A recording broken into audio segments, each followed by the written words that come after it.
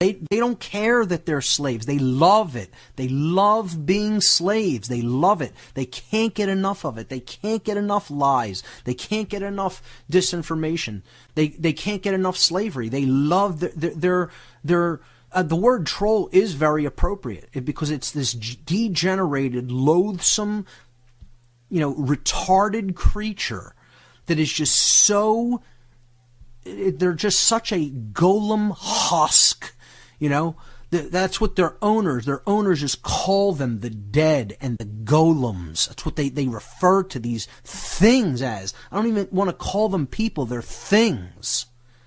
Okay. And people say, man, I mean, you're so harsh. It's such, vicious criticism. Yes, it is. It's wicked, bitter criticism. It's called vitriol. Vitriol, vitriol, vitriol, as in vitriolic. And I was briefly letting people know a couple of weeks ago that vitriol is actually an anagram in the alchemical tradition. vitriol, vitriol means in the alchemical teachings, visita interiora terrae, rectificando inviens occultum lapidem. So visita, the V, interiora, I, terrae, T, terrae. The R for rectificando. This is all Latin. I, inviens. L, occultum, and O, occultum, and L, lapidem. So, visita interiore terrae rectificando inviens occultum lapidem. The translation of this out of the original Latin from the alchemical tradition is visit the interior of the earth, and through rectification you will find the hidden stone. Okay, or by way of making this upright again, rectification, you will find the hidden stone. You will uncover the hidden stone. Visit the interior of the earth, and through rectification you will discover the hidden stone, from the alchemical tradition. And this means that you need to start looking at yourself. You need to look inwardly to understand what's really controlling things. What's really going on in the world is a direct result, is an outward manifestation of what's taking place within each individual. And the only way to really understand the causal factors of our experience in the external reality, we have to go within, and there we will find that generative force, because it is ultimately coming from us.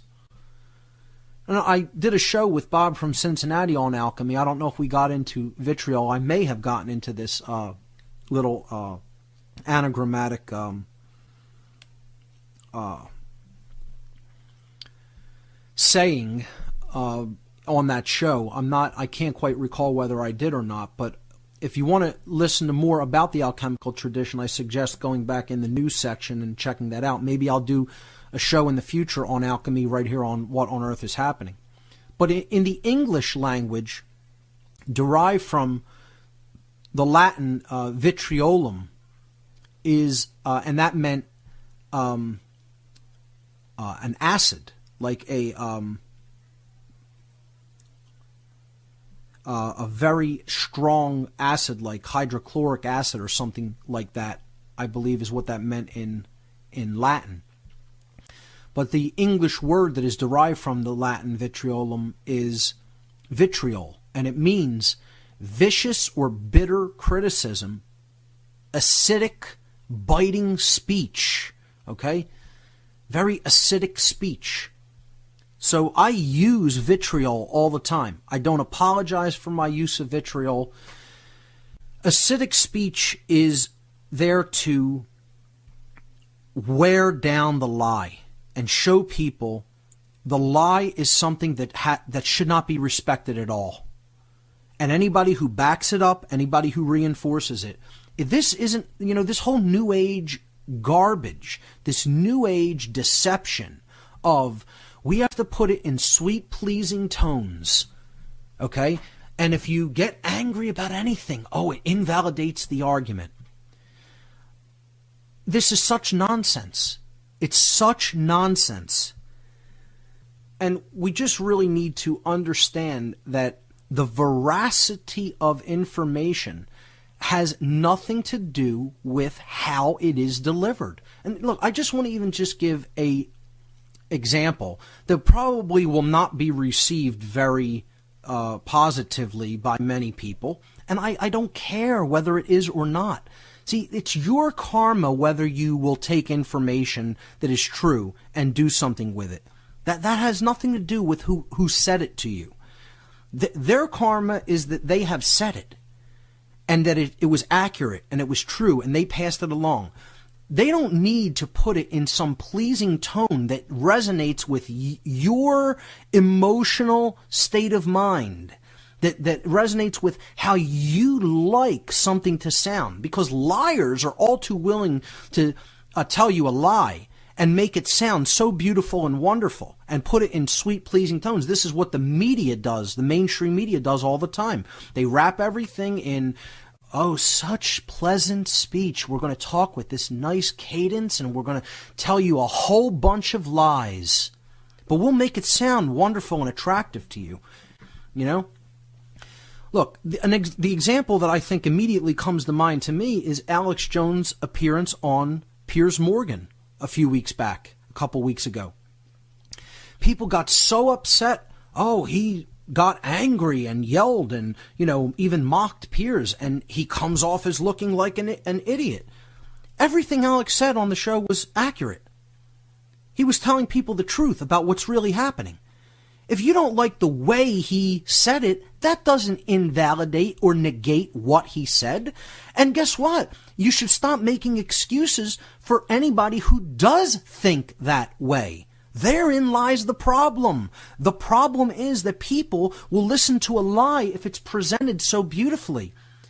And I wouldn't suggest falling for that, going, to do that. I wouldn't say, well, since that's what they are responsive to, go and do that. Be as nice and pleasing and pleasant to them as possible. Wrong.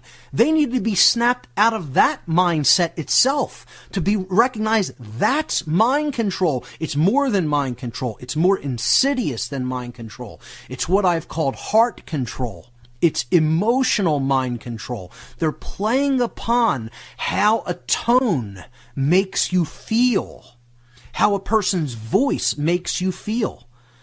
I'm not here to make you feel good. I'm here to tell you the truth. The truth doesn't have to make you feel good to be true. I don't need to present it in sweet, pleasing tones so that you feel good. Once again, folks, this all comes down to the two kinds of people in the world that are really ultimately causing the problem. And no, it's not the dark occultists. No, it's not the globalists. No, it's not the super financial elite. Okay? It is the two real groups of people, besides the police and military, or the order followers who are actually following the bidding, the orders of the sick, psychopathic, occult priest class that is really running the show, or at least barking out the orders. The two groups of people who are really making this situation continue are the 100% appallingly ignorant. The people who, it doesn't matter how much information is out there, they don't want to hear it, they don't want to know about it, they can't be bothered. Okay? Willful ignorance of truth. And the other group is what I call the semi-aware armchair quarterbacks. So we can, let's even have a little acronym for them, okay? The appallingly ignorant, they're the AI. They're not the artificially intelligent. They're not artificial intelligence. They have no intelligence. They're the appallingly ignorant. They're the AI. You want to know what form of AI is destroying the world? There it is, the appallingly ignorant. Then let's give another little acronym for the semi-aware armchair quarterbacks. Well, we'll hyphenate semi-aware armchair quarterbacks, the SACs. And what are they SACs of? Use your imagination. Okay, I'm sure you can come up with something. But they're the SACs. So the AI and the SACs are the ones who are really causing the overall problem and the continuance of human slavery. Because these are either people that can't be bothered to look at truth, or they're people who, you know, they've gotten a little bit of the picture, but then what they want to do is point fingers. They want to point fingers about how other people aren't doing a good enough job.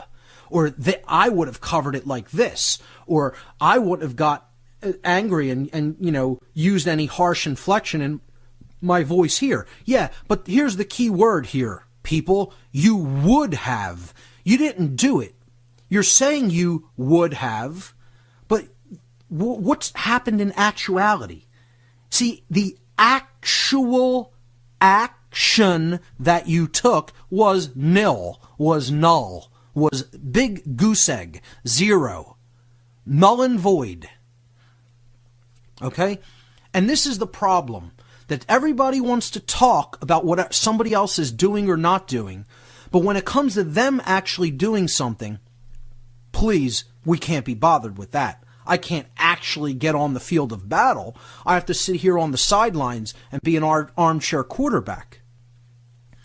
And these are the people who are actually really keeping the world in the total state of ignorance and slavery that it does exist in.